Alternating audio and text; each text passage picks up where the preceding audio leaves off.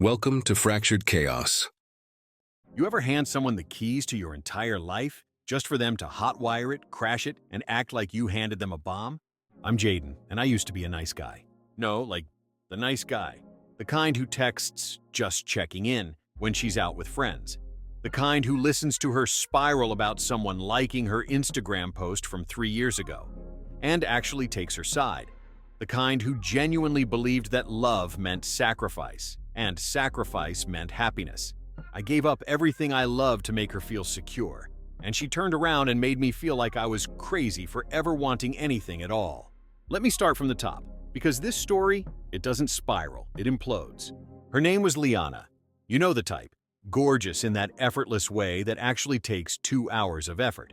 Opinionated about everything from oat milk brands to the correct way to load a dishwasher. Had a skincare fridge and a backup skincare fridge because apparently serums have feelings too. We met at a house party where she was holding court in the kitchen, explaining why astrology was basically psychology with better graphics. I was immediately hooked, not just on her looks, though let's be honest, she was stunning, but on her confidence. She had this way of making every opinion sound like a revelation. 3 dates in, she said something that should have been a red flag, but I painted it green in my head.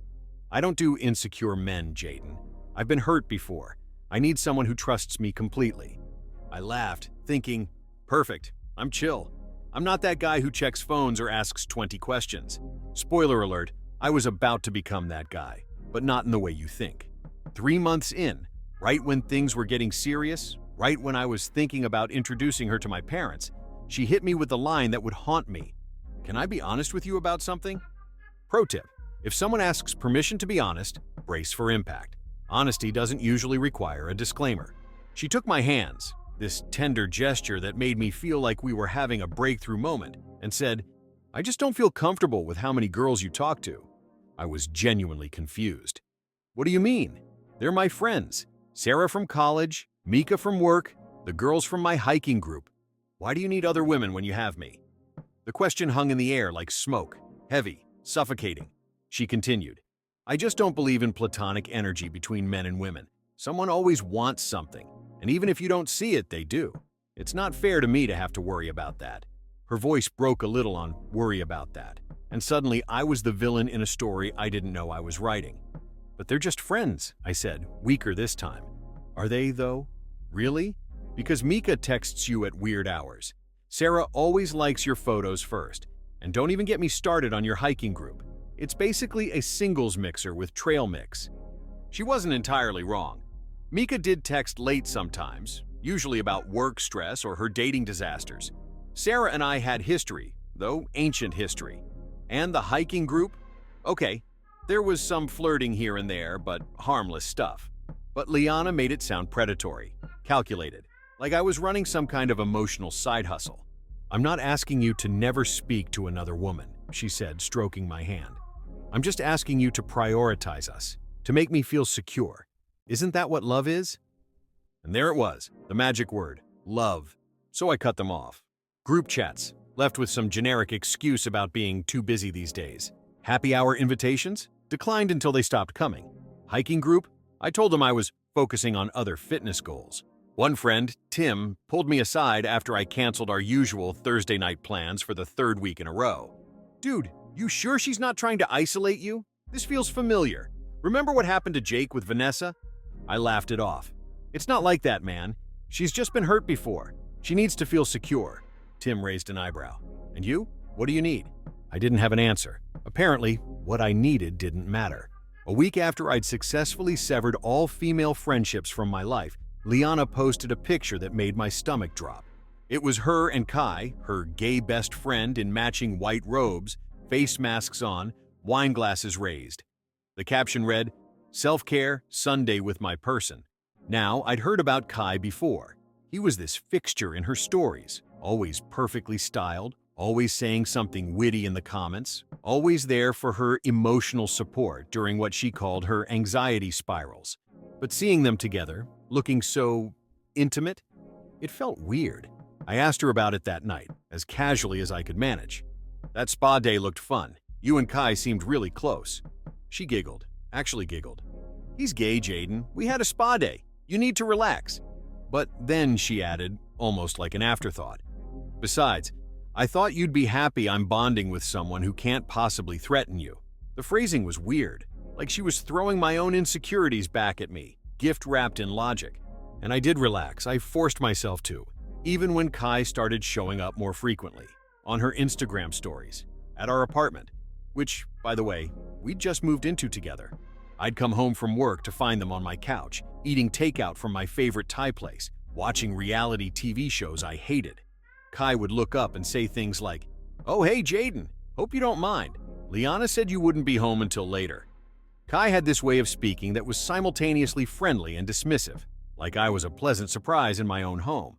He started leaving things there: a phone charger, a hoodie, expensive skincare products in my bathroom. Once, I found him using my shampoo, the good stuff I splurged on, and when I mentioned it to Liana, she said, "It's just shampoo, babe. Don't be petty." Petty, for mentioning that someone was using my stuff without asking.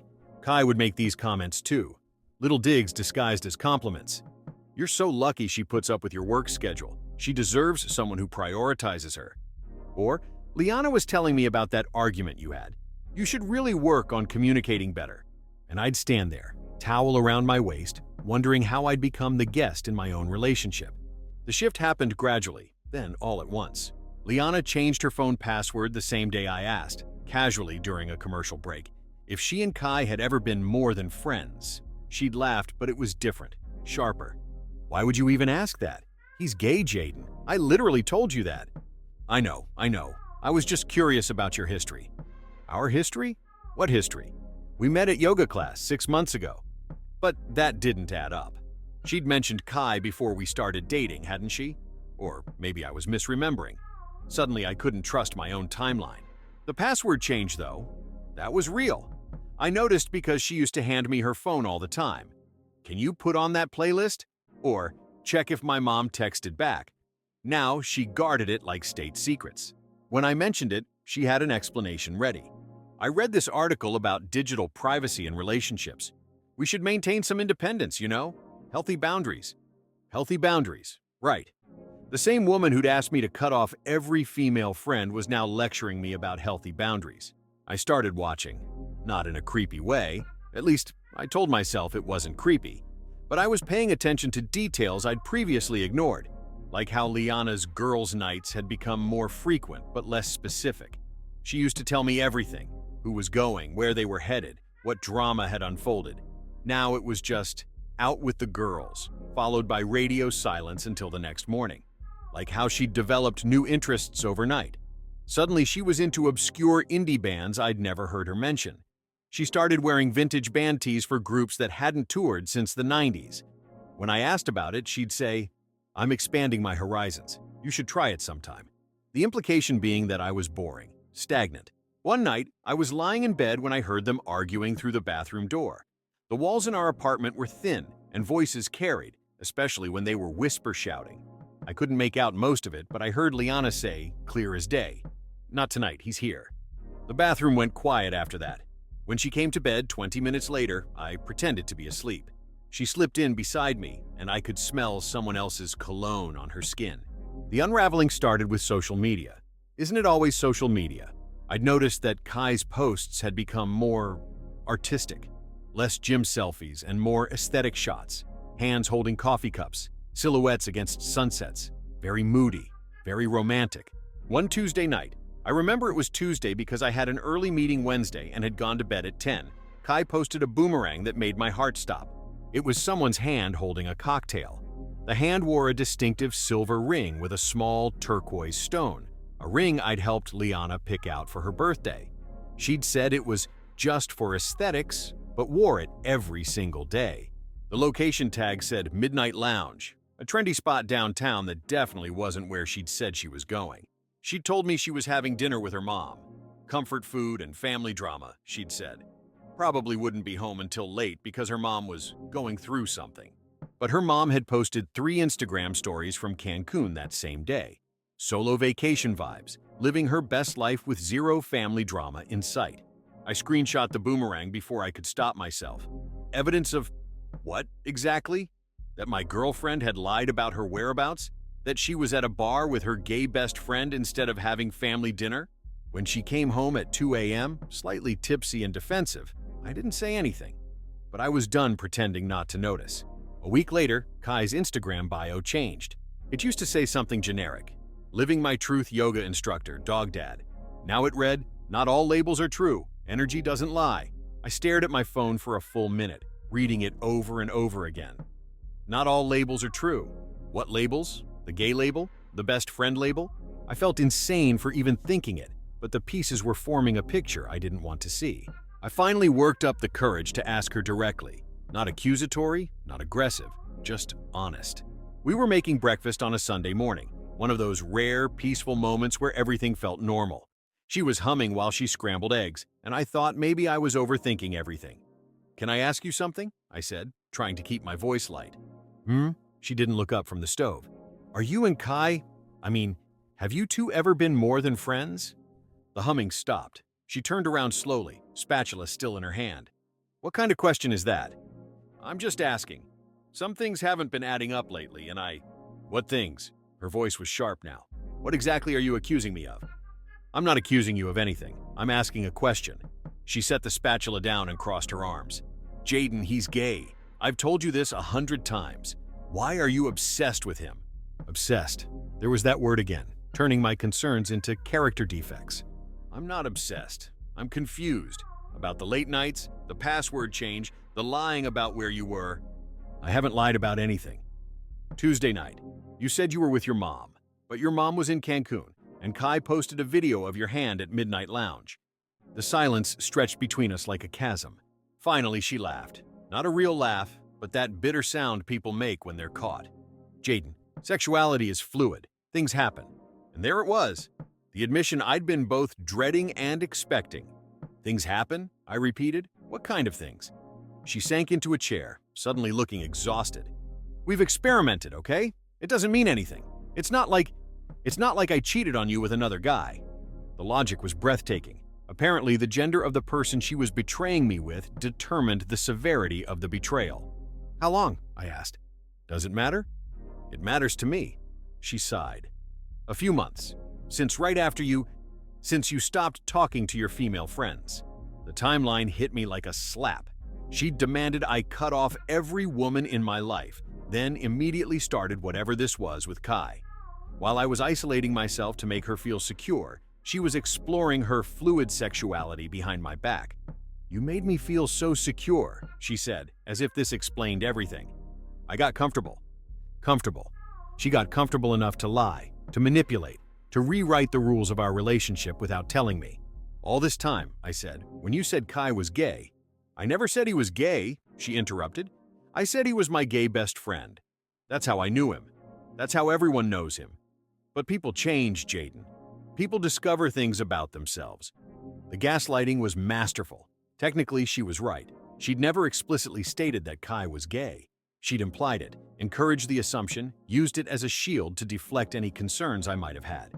"And what about me?" I asked. "What about us?" "What about us? Nothing has to change. This doesn't affect our relationship." But everything had already changed. She'd spent months making me feel paranoid and controlling for having basic questions about her behavior. She'd isolated me from my support system while building an elaborate lie about her own activities. "I feel like I don't even know you," I said. "You know me. This is just another side of me, one I'm still figuring out," while lying to me. I wasn't lying. I was protecting you. From what? From being hurt unnecessarily. The circular logic was dizzying. She'd hurt me to protect me from being hurt. I told her I needed time to think. She said I was overreacting to a label and throwing away everything we'd built over semantics. But it wasn't about labels or semantics. It was about trust, honesty, and the fundamental respect that should exist between partners. I'd given up friendships, hobbies, and parts of myself to accommodate her insecurities. Meanwhile, she'd been living a double life and rewriting the narrative to make me the villain for questioning inconsistencies. The manipulation was breathtaking in its scope.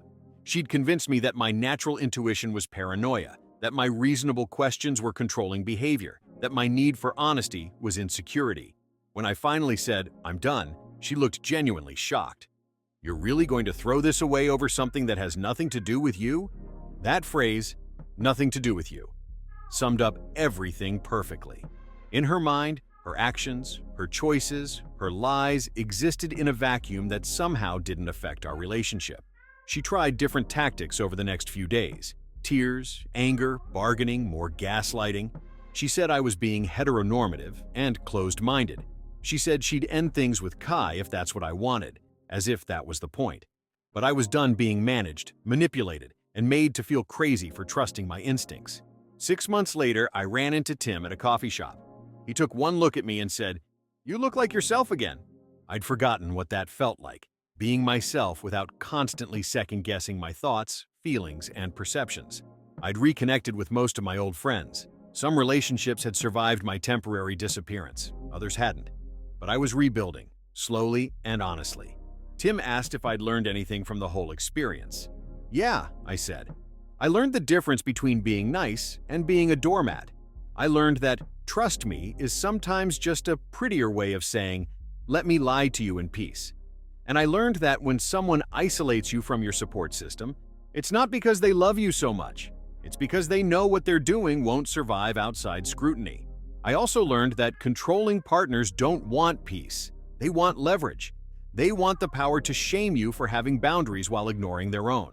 They want to rearrange your reality without interference." Liana had said I was insecure, but I wasn't insecure. I was intuitive. My instincts had been screaming at me for months, but I'd been trained to ignore them in favor of keeping the peace. The most important lesson? When someone asks you to give up everything to make them feel secure, ask yourself, are they building a relationship or a prison? Because sometimes the nicest thing you can do, for yourself and for them, is hand them the door. These days, I talk to whoever I want. I go out when I feel like it. I trust my instincts instead of letting someone else edit my reality. And if anyone ever tries to hand me an ultimatum disguised as love again, I'll remember that real love doesn't require you to disappear. It doesn't demand that you sacrifice your entire support system. It doesn't make you feel crazy for asking reasonable questions. Real love is transparent. It's consistent. It doesn't hide behind sexuality, labels, or elaborate justifications. Real love doesn't make you choose between being yourself and being loved. I'm still a nice guy, but I'm not that nice guy anymore. And that, it turns out, is the nicest thing I ever did for myself.